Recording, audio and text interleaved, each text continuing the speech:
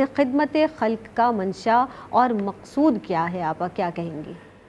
دیکھیے، اللہ کی بارگاہ میں وہی عمل قبول ہوتا ہے جس میں اخلاص نیت ہو. بے شک. جو بھی کام کریں ہم اللہ کی رضا کے لیے کریں، اور جو بھی ہم کسی کے ساتھ نیکی کریں وہ پوشیدہ ہو، اس میں دکھاوا یا ریاکاری نہ ہو، اور پھر ہم اس ہاتھ سے دیں اور دوسرے ہاتھ کو خبر نہ چلے. تو خدمت خلق کا منشا اور مقصد صرف اور صرف اللہ کی رضا ہے.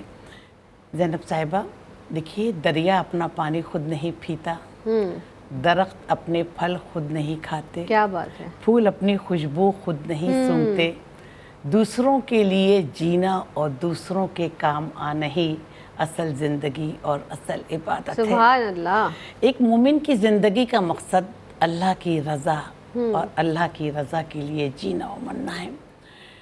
ایک مومن کی زندگی کا مقصد رضائے الہی کا حصول ہے، اور خدمت خلق اس کا بہترین ذریعہ ہے. سبحان اللہ. نبی کریم صلی اللہ علیہ وآلہ وسلم نے فرمایا کہ قیامت کے دن کچھ لوگ نور کے منبروں پر ہوں گے.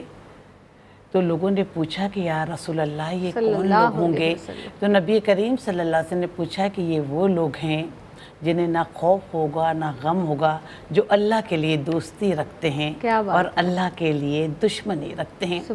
حضرت عمر فاروق رضی اللہ تعالیٰ عنہ ایک مرتبہ ایک جنگل سے گزرے تو دیکھا ایک وہ جھوپڑا لگا ہے، اندر ایک عورت کے کرہنے کی آواز آ رہی ہے اور باہر ایک شخص بیٹھا ہے. تو حضرت عمر فاروق رضی اللہ تعالیٰ عنہ اس شخص کے پاس گئے، کیا معاملہ ہے؟ تو انہوں نے کہا کہ میری بیوی کے وقت ولادت ہے اور وہ سخت تکلیف میں. تو فوراً وہ بھاگتے ہوئے اپنے گھر آئے اور اپنی بیوی سے کہا کہ نیکی کا کام تمہارے حصے میں آیا ہے قسمت سے. تو بیوی نے ضروریات زندگی کا سامان لیا اور لے کر چلی گئی.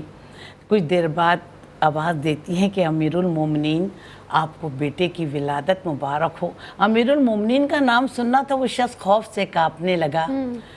تو حضرت عمر فاروق رضی اللہ تعالیٰ عنہ نے فرمایا کہ میں ایک حاکم نہیں بلکہ ایک خادم کی حیثیت سے تمہارے کام آ رہا ہوں، اور تمہاری ضروریات زندگی پوری کرنا میرا فرض ہے، تم گھبراؤ نہیں. اسی طرح ہم دیکھتے ہیں کہ حضرت عائشہ صدیقہ رضی اللہ تعالیٰ عنہ کے پاس جو ہے مرتبہ وہ روزے سے تھیں، بہت سارے دینار آئے صدقے کے طور پر، تو انہوں نے روزہ کھولنے سے پہلے یتیموں بیواؤں مساکینوں میں تقسیم کر دیے.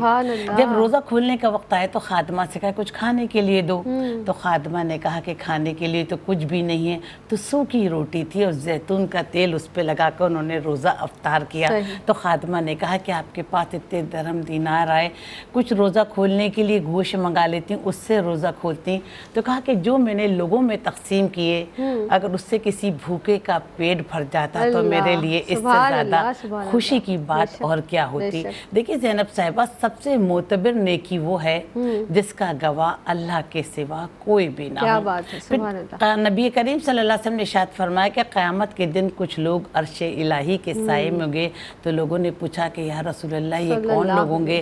تو لوگوں کی مدد اس طرح کیا کرتے تھے کہ ایک ہاتھ سے دیں اور دوسرے ہاتھ کو خبر نہ ہو. نبی کریم صلی اللہ علیہ وسلم نے ارشاد فرمایا کہ اللہ اس بستی کی حفاظت کی ذمہ داری نہیں لیتا جہاں پر مسکین صبح اس حال میں اٹھتے کہ وہ خالی پیٹ ہو. اسی طرح ہم دیکھتے ہیں کہ امام زین العابدین کا جب وصال ہوا تو ان کے پیٹے مبارک پر بے انتہا زخموں کے نشان تھے. جب ان کو دفنا دیا گیا تو لوگوں نے بتایا کہ رات کی تاریکی میں راشن کی بوریاں جو تھی اپنی پیٹے مبارک پر لاتے تھے اور لوگوں کے گھر پہنچاتے تھے.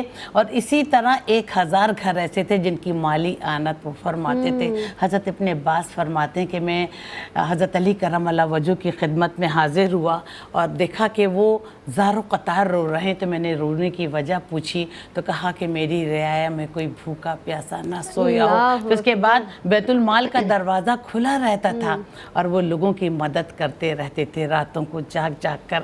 نبی کریم صلی اللہ علیہ وسلم نے دیکھا کہ ایک بڑھیا کسی یہودی کا آٹا پیستی تھی، اپنے سر پر گٹھر لادے جا رہی تھی اور اس کو بخار تھا. تو آقا دو جہاں صلی اللہ علیہ وسلم تو رحمت للعالمین ہے، انہوں نے فوراً وہ گٹھر اپنے سر مبارک پہ رکھا اور یہودی کے گھر پہنچایا. اور جیسے ہی یہودی نے دروازہ کھولا اور اس کی نظر نبی کریم صلی اللہ علیہ وسلم کے چہرے انور پر پڑی تو حیران رہ گیا اور ایک پھٹی پرانی تحریر لے کر آیا کہ اللہ کے آخری نبی کی یہی نشانی ہوگی اللہ کہ اکبر، بوڑھوں کا، سبحان کمزوروں اللہ، کا اور ناتوانوں کا بوجھ اٹھائے گا۔ تو اللہ تعالیٰ ہمیں بھی مخلوق خدا کی خدمت کرنے کی توفیق عطا فرما۔ سبحان اللہ، سبحان اللہ۔